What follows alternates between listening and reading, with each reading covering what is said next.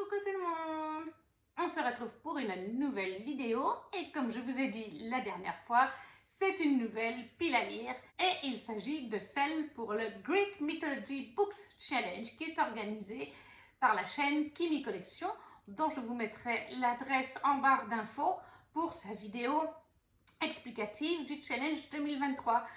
Je pense que le nom du challenge est assez clair même si vous ne parlez pas anglais. Le Greek Mythology Book Challenge est un challenge autour de la mythologie grecque, et plus précisément les dieux et déesses.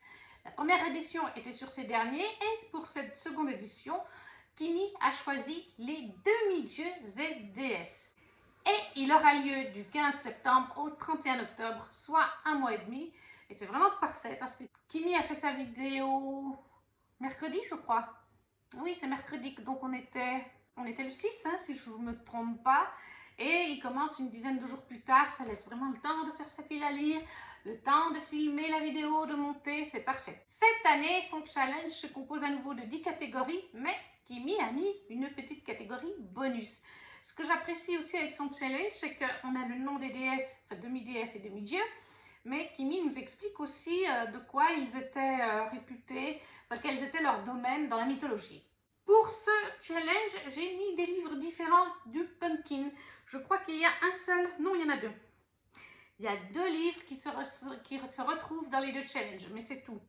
Et d'ailleurs, un de ces deux livres ira aussi dans le challenge des pépites de Gladys. Ça, je ne vous fais pas une vidéo parce que les pépites de Gladys, Frisson d'octobre, c'est un petit challenge avec 4 catégories. Ou alors je ferai une petite vidéo avec mes recommandations sur ce que moi j'ai lu et ma pile à lire, peut-être le tout.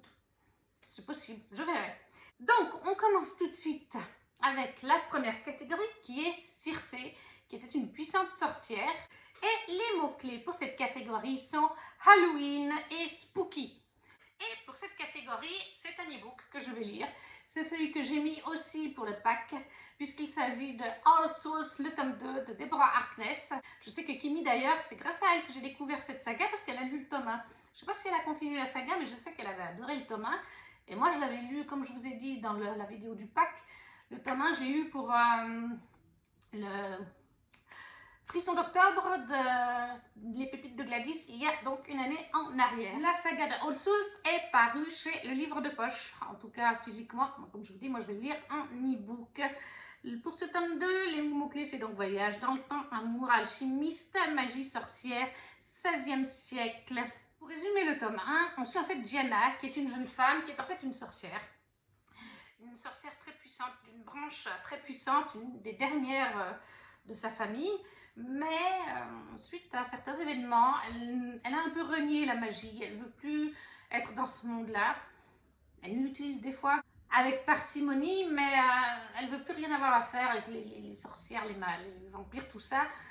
Il la côtoie, elle les côtoie, mais ils ne se parlent pas. Hein. Elle est en Angleterre, où elle est professeure, si je me souviens bien, vis-à-vis du tome 1. Et elle est un petit peu dans les sciences, dans la chimie et tout ça. Et un jour, elle va trouver à la bibliothèque, je ne sais plus si c'est Oxford où elle est. Je ne sais plus si c'est Oxford la bibliothèque où elle est, mais elle fait des recherches scientifiques, hein, alchimiste, recherche universitaire, et elle va tomber sur un livre, le Ashmole 782. Elle va très vite se rendre compte qu'il y a des trucs avec ce livre. Hein. En fait, c'est un livre, elle vient de réveiller un terrible secret, un ancien terrible secret que tous les démons, les sorcières et les vampires convoitent. Et du coup, ça va attirer ces derniers. Elle va aussi rencontrer un vampire qui est, comment s'appelle-t-il déjà, Matthew Clermont.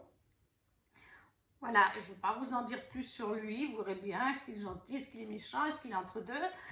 Mais le fait est que notre chère Gianna, qui depuis des années s'était tenue à distance de la magie, des créatures magiques, se retrouve pleinement impliquée dans plein d'histoires de magie et de créatures. Des gens lui en veulent, des gens la soutiennent. Moi, j'ai vraiment adoré, j'ai trouvé que c'était bien écrit. J'ai vraiment hâte de lire la suite. Donc ça, c'était All Souls de Deborah Harkness chez Le Livre des Poches pour la première catégorie qui est Circé. La seconde catégorie, c'est Héraclès, qu'on dit plus souvent Hercule, qui a fait donc les 12 travaux d'Hercule. Pour Héraclès. Kimi nous a mis enquête, jeu, thriller, épreuve et dystopie. Moi j'ai mis en avant les épreuves et les enquêtes. Thriller, c'est pas mon truc. Jeu, mais je sais pas, peut-être que d'autres livres auraient pu jouer, mais je suis pas sûre. Voilà, moi j'ai choisi enquête et épreuve et j'ai mis le tome 4 de Percy Jackson de Rick Riordan paru chez Louise, qui est en fait Albin Michel. Et ça, c'est la bataille du labyrinthe. Je crois que ce tome 4 va se dérouler d'ailleurs en enfer.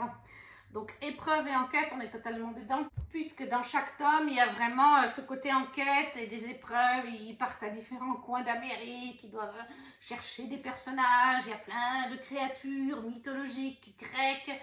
Donc voilà, et là, comme je vous dis, je crois que de mémoire, d'après la couverture, et si je me rappelle ce que ma maman m'avait dit, parce que oui, ma maman avait lu les Percy Jackson, cette saga-là, les 5, plus celle d'après, les Dieux de l'Olympe, je crois que c'était ça. Bref, elle les avait tous lus et elle avait adoré. Et il me semble que celui-là, il est aux enfers, si je ne me trompe pas. Puis en plus, il rentre totalement dans le challenge. Je m'étais gardé plusieurs livres mythologiques parce que je savais que Kimi allait nous refaire une deuxième édition. Donc voilà. Est-ce qu'on a vraiment besoin de parler de Percy Jackson? On suit donc Percy. Quand on commence dans le tome 1, il me semble qu'il a 11 ans, ou 12 ans approximativement, c'est encore un enfant. Et il a toujours eu des problèmes à l'école, il est dyslexique, il me semble, quelque chose comme ça, il a du mal à écrire, il n'a pas beaucoup d'amis, à part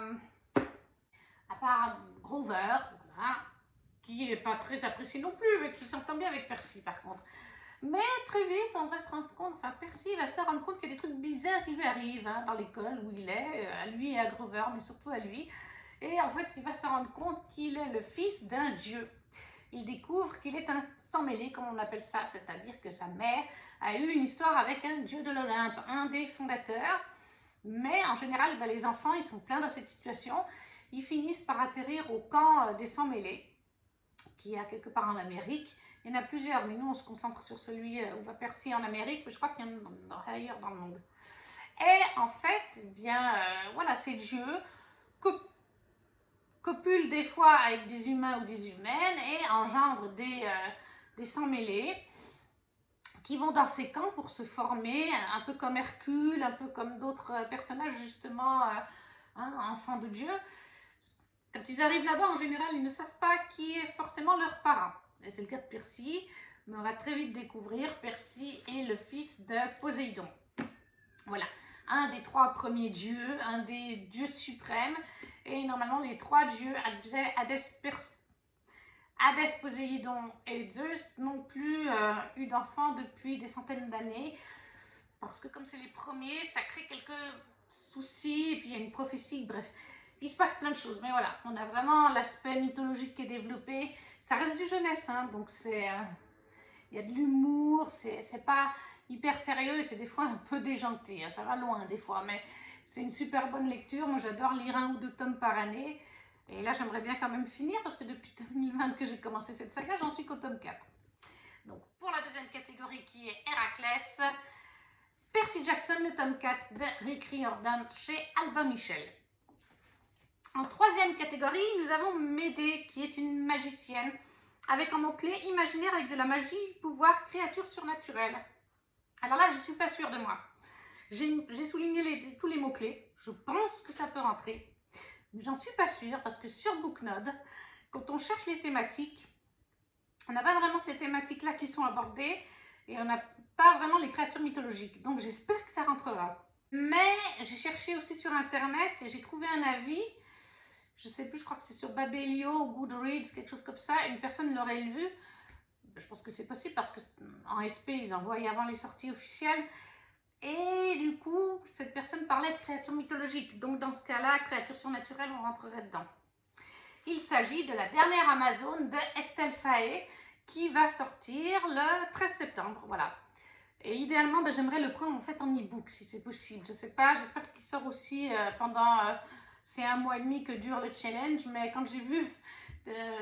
non, c'est pas dans la vidéo de Kimi que je l'ai vu en premier, c'est en faisant mes propres recherches. Parce que maintenant que Kimi, dans son reading journal, elle a mis toute une page pour les wishlists chaque mois, sorties littéraires, donc j'aime bien chaque mois aller voir les sorties littéraires. Donc j'avais repéré la dernière Amazone d'Estelle Faé, Hein, tout de suite, on sait que ça parle de mythologie, hein, voilà. La couverture fait mythologique aussi, donc puis après Kimi en a reparlé. Donc il me fait très envie. Dans les mots-clés justement, on n'en a que 2 sur Booknode, on a Amazon et mythologie grecque, c'est pour ça que c'est un peu vague. Alors les Amazones sont des créatures surnaturelles normalement. Je vais vous lire le résumé. Élevée par sa seule grand-mère dans les bas-fonds d'Athènes, Lysia a appris à survivre. Cependant, son existence bascule le jour où l'oracle Tirésias, remonté des enfers, lui annonce qu'elle est la dernière héritière du légendaire royaume des Amazones, vaincu par Thésée une génération plus tôt. Lysia a beau refuser ce destin trop grand pour elle, elle devient une cible pour les dieux de l'Olympe autant que pour des rois humains. Obligée de fuir Athènes, lancée dans un voyage incroyable jusqu'aux confins du monde connu, Lysia luttera pour tracer sa propre route. Finira-t-elle oubliée, écrasée par l'histoire à son tour, ou deviendra-t-elle cette héroïne que les devins attendaient? Estelle Faye revisite la mythologie grecque avec un regard contemporain. C'est le fait qu'on parle de contemporain, ça me perturbe. D'abord, le mot contemporain me perturbe en général, mais pour moi, le contemporain, c'est plutôt quelque chose où il n'y a pas de magie, de surnaturel. Mais en même temps, dans le résumé, on nous parle d'enfer, d'Amazon, de Dieu et tout ça. Donc, à voir comment ça va se goupiller. J'arrive même pas à cerner si on est dans le passé ou si on est dans l'actuel, avec cette histoire de Thésée qui a vaincu les Amazones il y a une génération en arrière. Pour moi, ça me laisse penser qu'on est loin dans le passé, mais c'est peut-être pas le cas. Mais en tout cas, ça me fait très envie et il rentre totalement pour le challenge de Kimi. J'espère juste que la catégorie ira. Donc, la dernière Amazone d'Estelle Faye, et ça, c'est chez Rajo, j'ai oublié de le préciser. Quatrième catégorie, il s'agit de Minos, roi de Crète et juge des enfers. Avec un mot-clé, royaume, ascension au trône, jeu de pouvoir, mort, deuil. Et là, j'ai mis en avant le mot-clé royaume, jeu de pouvoir et mort avec le tome 1 de la saga d'Hadès de Scarlett Sinclair chez Hugo. Est-ce que... Oui, celle-là, ils l'ont mis dans la Romantasy d'ailleurs, la collection Romantasy. J'ai lu la trilogie de base, c'est pas une trilogie, c'est juste qu'il n'y a que 3 tomes de sortie, d'Hadès et Perséphone. Ce tome 1 de Hadès se passe entre le tome 1 de Hadès et Perséphone et le tome 2. Et après, il y aura le tome 2 de Hadès qui se passe entre le tome 2 et 3, puis le tome 3 d'Hadès qui se passera entre les tomes 3 et 4 de Hadès et Perséphone. Parce qu'en effet, c'est quelque chose que quand j'ai commencé la saga d'Hadès et Perséphone, je n'avais pas compris, je sais que beaucoup en France n'avaient pas compris, c'est qu'il y a un tome 4. Au minimum, la fin du tome 3 se finit avec un cliff. Donc, dans Hadès et Perséphone et dans Hadès, du coup, là, on va suivre Hadès. Je ne sais pas si on est vraiment entre les histoires. En fait, je pense qu'on est à cheval entre les 2 romans. Parce que, on est du point de vue de Perséphone dans Hadès et Perséphone. Vraiment, on se concentre sur elle. Par exemple, dans le tome 2, il y a toute une partie où Hadès n'apparaît pas, plusieurs chapitres, où il est très peu présent, où il fait juste une petite apparition de temps en temps. Et c'est ce qu'on découvre un petit peu là-dedans, c'est qu'en fait, oui, il a sa propre intrigue, il a ses propres choses à gérer, ce qui fait que royaume, ça rentre parce qu'il est le dieu des enfers, du royaume des morts, donc mort rentre aussi, jeu de pouvoir, parce que c'est clairement aussi le cas, puisque Hadès et Perséphone sont amoureux, que ça déplaît à certains dieux, la mère de Perséphone, qui fait du coup une guéguerre à Hadès, à Perséphone. Elle essaye de rallier des dieux, chaque dieu a son camp en quelque sorte. Hein. Il y en a qui sont l'autre, mais il y en a qui soutiennent Perséphone et Hadès, il y en a d'autres qui se mettent du côté plutôt de la mère de Perséphone. Donc on a des jeux de pouvoir, donc ça rentre totalement. Puis là j'imagine bien que ça rentrera encore plus parce qu'on est vraiment avec Hadès, qui est, on se doute bien, plein de pouvoir. Hein, avec son frère Zeus et tout ça, avec Zeus et Poséidon, ils sont souvent en conflit, donc dans la mythologie. Donc ça ne m'étonnerait pas qu'on découvre aussi d'autres choses qu'on a moins vues encore pour l'instant dans la trilogie. Voilà, donc ça c'est le tome 1 de la saga d'Hadès, le spin-off de Scarlett Sinclair chez Hugo dans leur rayon Romantasy pour la catégorie Minos. En 5, nous avons Orion, qui était réputé pour la violence et la beauté. Et pour Orion, Kimi nous disait un beau livre ou un roman avec des trigger warnings. Les trigger warnings, c'est des attention. Il y a, voilà, par exemple, viol, violence, des pressions, voilà, hein, des avertissements. Et là, j'ai choisi plutôt de jouer sur Beau Livre, parce que j'avais très envie de le mettre dans le challenge Greek Mythology, il est parfait pour ça. Et j'ai choisi Ariane de Jennifer Saint, paru chez Sabran Édition. Dans cette magnifique édition, c'est le cas de le dire. Hein. Je ne vous l'ai pas encore montré en image, on le voit partout. Voilà. Avec en plus un jaspage, comme toujours chez Sabran. Est-ce qu'on a vraiment besoin Ariane, le mythe d'Ariane, hein, tout simplement. On est donc dans la mythologie grecque, bien sûr. Et dans les mots-clés, on nous dit aussi Dionysios, relation entre sœurs, Phèdre et féminisme. De tout temps, ce sont bien souvent les femmes qui payent le prix des crimes des dieux et des hommes. Le roi Minos règne d'une main de fer sur la Crète, terrorisant ses ennemis vaincus, ses sujets et sa propre famille. Lorsque la cité d'Athènes envoie 12 de ses enfants au sacrifice au terrible Minotaure, la princesse Ariane se rebelle. Elle est déterminée à tracer son propre destin, quitte à renier sa famille et sa terre natale. Thésée, qui figure parmi les 12 otages, lui fournit l'occasion de contrer et fuir la tyrannie de son père. La légende du labyrinthe s'enclenche. Tour à tour princesse, traîtresse, faiseuse de héros, Ariane connaît un parcours semé d'embûches, mais aussi ponctué de fabuleuses rencontres. En ce temps-là, Dieu et héros rôdaient sur terre en laissant les femmes dans l'ombre. Jennifer Saint met en lumière ces femmes très modernes. Voilà. Pour le côté beau livre, et qui plus est, qui est parfait pour un challenge mythologie grecque. Ariane de Jennifer Saint chez Sabran Édition pour Orion. En 6, nous avons Psyché, qui est la déesse de l'âme, de la beauté et de l'incomparable. Et en mot-clé, Kimi nous en a mis un seul, romance, voilà. Elle a voulu aussi mettre des fois des choses, comme elle disait, plus neutres, enfin voilà, pas que du fantastique, mystère et tout ça, pour que les gens qui lisent de la romance puissent aussi être satisfaits. Et alors moi, là, j'ai décidé de faire plaisir à Kimi, aussi parce que c'est un titre qui me fait, une saga qui me fait très envie, à force d'en entendre parler par Kimi. Hein. Mais je crois aussi que d'autres personnes l'ont lu. Peut-être bien que les pépites de Gladys l'a lu aussi, cette saga. En tout cas, c'est sûr qu'Kimi l'a lu et plusieurs membres de sa communauté, et elle donne très envie de la lire, puisque j'ai mis le tome 1 en e-book de Styx Riders de Calypso Caldin chez Hugo, New Romance. Alors, est-ce que j'ai besoin vraiment d'en parler? On est en fait sur le Styx. Je pense que ça vous parle, hein, c'est dans la mythologie grecque. Et d'ailleurs, les titres des romans, comme là le tome 1, c'est La colère d'Hadès. Chaque roman a un titre en rapport avec la mythologie grecque. Alors, de ce que j'ai compris, il n'y a pas du tout de mythologie grecque en elle-même. Hein, c'est de la romance, tout ce qu'on veut, moderne, mais il n'y a pas de magie, de pouvoir et de dieu. Dans les mots-clés, on nous dit New Romance, romance contemporaine, romance, amitié, New Adulte. Il y a mythologie grecque. Mais c'est parce que je crois que c'est surtout des références mythologiques, les prénoms ou des choses comme ça. Mais de mémoire, comme Kimi en a parlé, il n'y a pas ce côté magie et tout ça. Alors, le résumé nous dit la colère. C'est le sentiment qui guide Ash depuis que sa fiancée l'a quitté le jour de leur mariage. Il y a 10 ans de cela. Aussi solitaire qu'Hadès dans son royaume des enfers, il partage sa vie entre son salon de tatouage et les Styx Riders, le club de bikers qui est pour lui plus qu'une famille.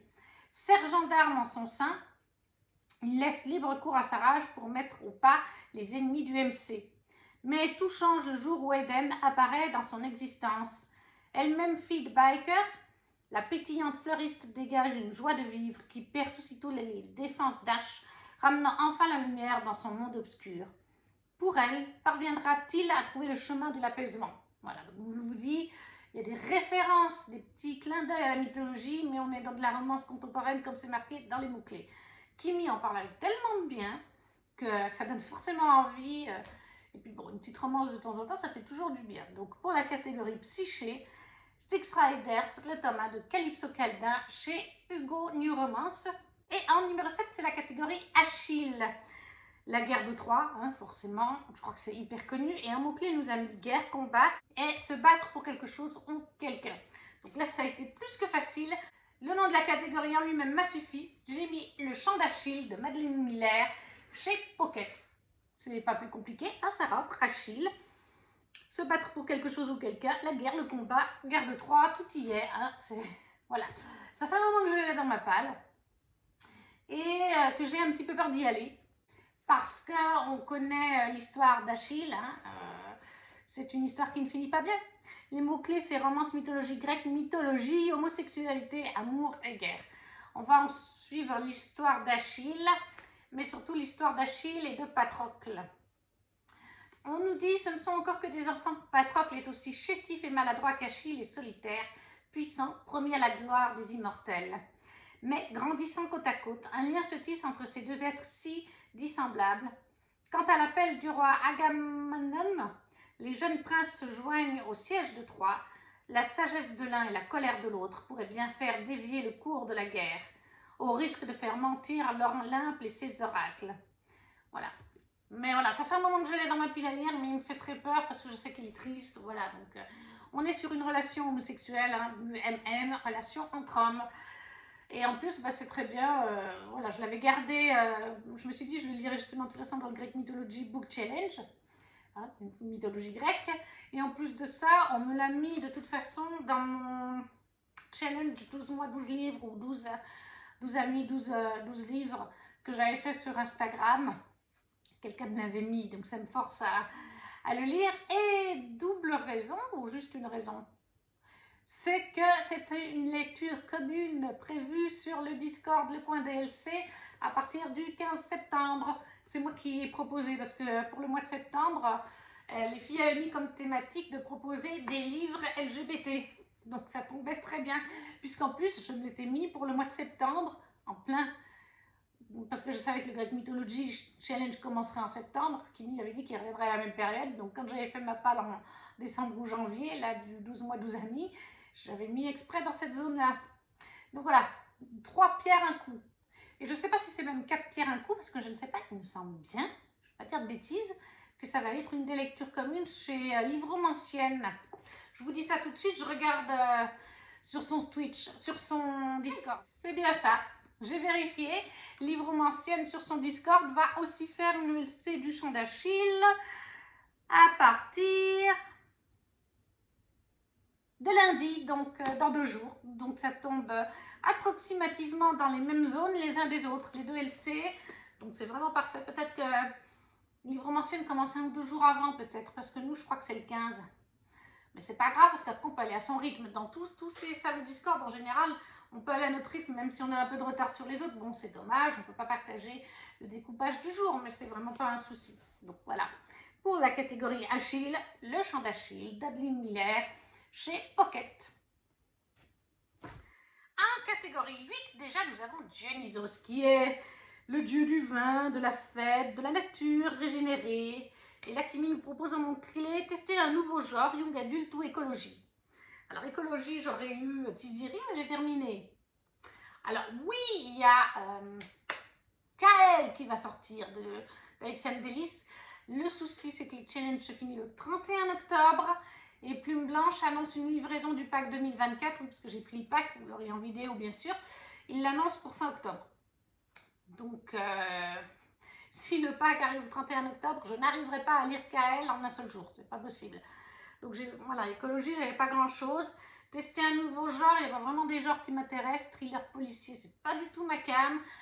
Cozy mystery, pas vraiment non plus, à part s'il y a un côté fantastique. J'en ai déjà lu 1 ou 2, mais là j'en ai pas qui me venaient en tête. Donc j'ai choisi un young adulte. Et il n'est pas là, je ne sais pas encore si je vais l'acheter ou pas. C'est celui que j'ai mis aussi dans mon pack, puisqu'il s'agit de la Société très secrète des sorcières extraordinaires de Sangu Mandana, paru chez Lumen. On le voit partout, hein. Mais la couverture me fait tellement envie, le résumé aussi. Je sais juste toujours pas si je le prends en e-book ou physiquement. J'ai bien envie de craquer quand même avec cette beauté de livre. En plus, jusqu'à maintenant, les gens qui l'ont lu, les pépites de Gladys, Kimi, tout le monde l'a beaucoup aimé. Je crois qu'il y a aussi Fleur de Sureau qui l'a lu et qui a passé un bon moment. Donc, j'ai très envie de l'acheter quand même. Là, les mots-clés, c'est magie, sorcière, cozy fantasy, romance, famille, Angleterre. Alors, bah, de ce côté-là, on pourrait dire que cozy fantasy, c'est un nouveau genre pour moi parce que j'ai pas vraiment lu beaucoup de cozy fantasy. Et là, on y suit en fait une jeune sorcière, Mika Moon, qui en fait est très connue sur les réseaux sociaux en se faisant passer pour une sorcière. Mais là où elle est très forte, c'est qu'elle se fait passer pour une sorcière, mais que les gens se disent oui, mais c'est pas vraiment une sorcière. Enfin, voilà. Sauf qu'elle est vraiment une sorcière. Vous voyez le petit truc. Et un jour, elle est contactée en fait une offre d'emploi pour devenir la professeure particulière de 3 jeunes sorcières dans une mystérieuse propriété du Norfolk baptisée la Maison de Nulle Part. Et voilà qu'en un coup de baguette magique et contre toutes les règles élémentaires de la sorte de sorcellerie, elle se retrouve bientôt mêlée aux secrets de ses 4 autres, aussi excentriques qu'attentionnés. Voilà, je ne veux même pas en savoir plus parce que l'humaine, leurs résumés sont des fois très longs et ça en dit beaucoup. Et moi, juste ça, ça me suffit, ça a l'air tout doux, tout sympa et ça me fait très envie.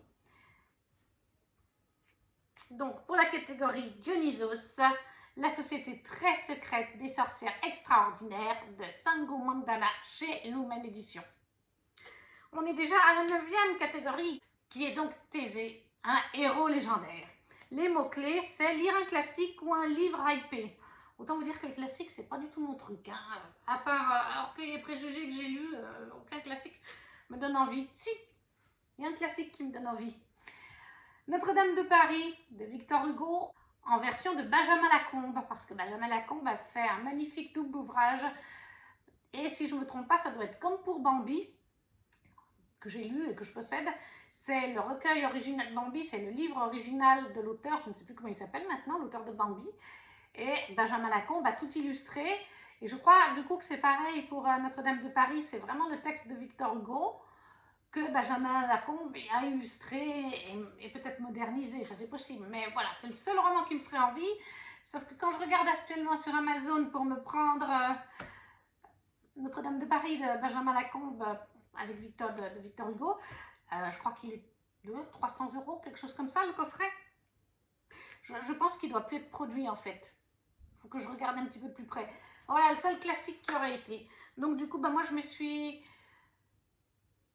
pensée sur un livre hypé, qui est encore une recommandation de Kimi, parce qu'elle ne fait que hyper ce roman, et c'est loin d'être la seule. Hein. Il y a aussi la Comté des livres sur Instagram qui adore. Je crois que les pépites de Gladys l'a lu, mais je ne suis pas sûre. Mais la Comté des livres adore. Enfin, il y a d'autres personnes, mais Kimi, voilà.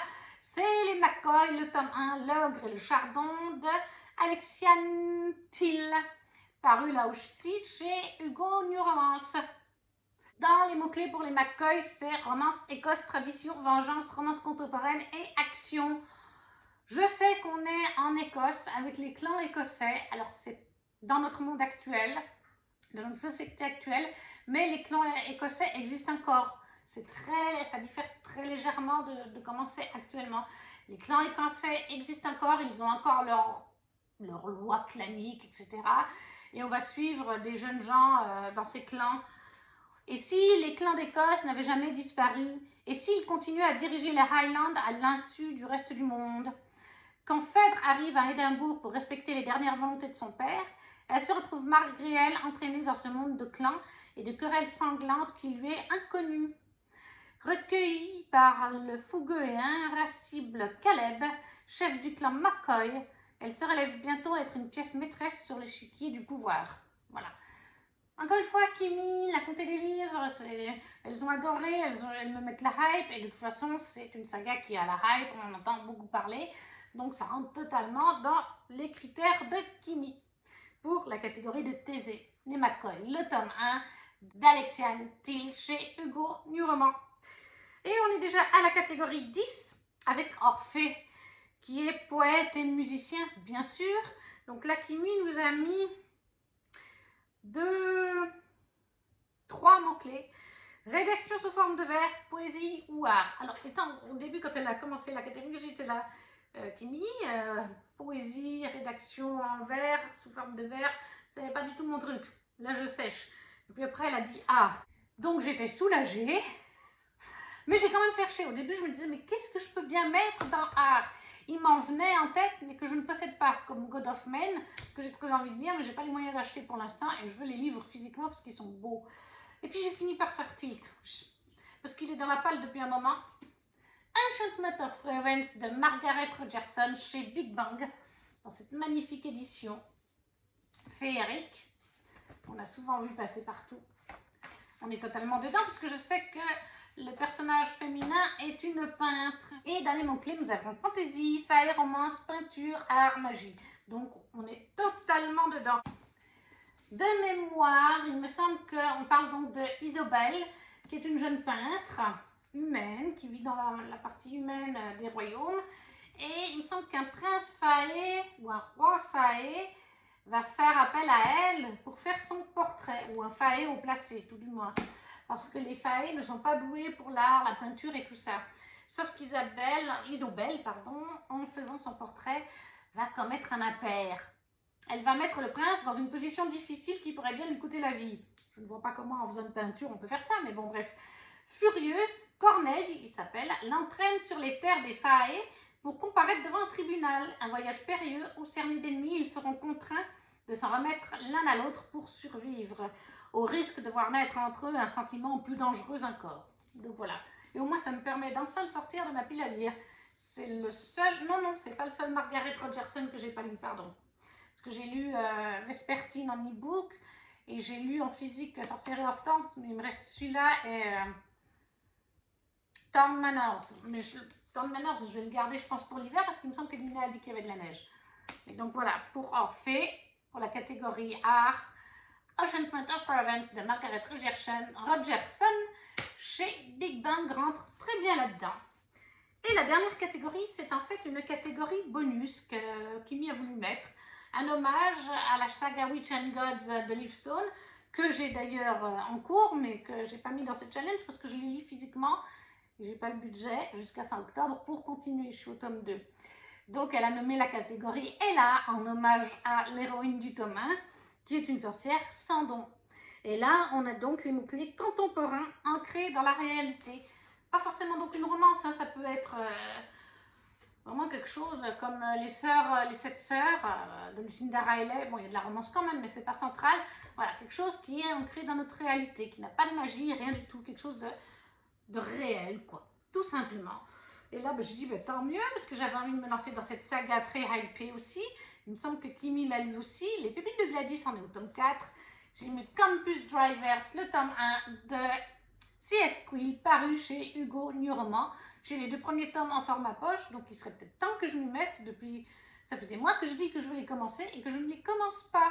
Alors là, dans les Campus Drivers, je sais de mémoire qu'on va suivre dans chaque roman 2 protagonistes différents. Et en fait, ce sont des gars qui ont décidé d'ouvrir une compagnie, une application pour transporter les étudiantes, et accessoirement les étudiants si on veut, mais surtout les étudiantes, sur le campus quand elles font des sorties, etc. Une sorte d'application pour transporter dans leur voiture, donc ces étudiantes et étudiants si on veut, afin que ces étudiants puissent aller en toute sécurité à des soirées, faire la fête ou d'autres choses, voilà, sans devoir se priver si elles ont envie de faire la fête et de boire, ou sans avoir peur de se faire violenter ou quoi que ce soit dans les rues. Bref, une application safe de jeunes qui conduisent des belles voitures, parce qu'en plus c'est des belles voitures, pour aider ceux qui n'ont pas de voiture et qui ont envie de sortir en toute sécurité. Et à chaque fois, voilà, c'est des mecs qui possèdent des voitures en général, et à chaque fois il va y avoir un love interest. Alors là, pour le premier, qu'est-ce qu'on nous dit? Voilà, là il va héberger, là on va suivre en fait Lane, qui n'a qu'un seul défaut aux yeux de la gente féminine, il ne s'attache pas, jamais. Dès qu'il pousse la porte de chez lui, il aspire à ce qu'on lui fiche la paix. Alors comment se retrouve-t-il à héberger Lois Hogan, la fille que son voisin vient de larguer? Voilà. Moi, ça me fait très envie. Comme je vous dis, Kimi, les Pépites de Gladys, elles en parlent avec beaucoup d'entrain. Donc j'avais très envie de me le caler dans le challenge. Je me suis dit, voilà, les Styx Riders, les Campus Drivers, les McCoy, c'est toutes des choses que Kimi a lues ou est en train de lire et qu'elle adore. Et c'est son challenge, donc je trouve que c'est aussi un moyen de lui rendre hommage, tout simplement. Donc dans cette catégorie bonus, elle a, pour les 2 mots-clés contemporains ancrés dans la réalité, les Campus Drivers, le tome 1 de C.S. Quill, chez Hugo New-Roman. Et on a fini cette pile à lire. J'ai encore une fois, comme vous avez pu le remarquer peut-être, fait la moitié en numérique et la moitié en physique. Toujours pour la simple et bonne raison que budgétairement, je ne peux pas tout m'acheter.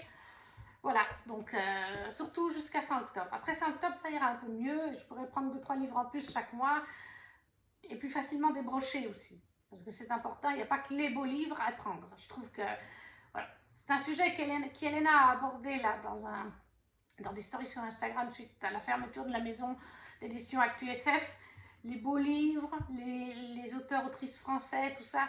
Je suis attachée à autant lire de l'international que du francophone. Je vais parler plutôt francophone, parce qu'il n'y a pas que des Français qui écrivent, hein, il y a des Belges, comme Udo de Boer, hein, qui va publier son premier roman chez Hugo. Et puis je pense qu'il va y avoir des Suisses. Oui, il y a des Suisses. Oui, parce que la Citadelle de mes lectures a parlé récemment d'une ou deux Suisses dont elle a lu des romans. Donc voilà, francophone comme international, petite maison d'édition comme grosse maison d'édition. Il faut de tout. Et là, ben, encore une fois, voilà, si je vous dis pas de bêtises, dans ma pile à lire, là, pour ce challenge, on a auteur, autrice française, autrice du coup, parce que c'est pratiquement que des autrices, Estelle Faé, La Dernière Amazone, Campus Drivers, les McCoy aussi, et Stick Riders aussi. J'ai été contrôlée Stick Riders, j'avais un doute, mais oui, c'est toutes des autrices françaises. Donc, ça fait pratiquement la moitié de la pile à lire d'auteurs francophones. Quelque chose d'important pour moi, mais je ne vais pas m'y attarder plus longtemps, mais je tenais à le souligner. Et je crois que c'était déjà le cas pour le pack. Je crois que j'avais pas mal d'auteurs français, la moitié. Enfin voilà. Moi, ça reste important de faire un mix de chaque. La vidéo est maintenant terminée.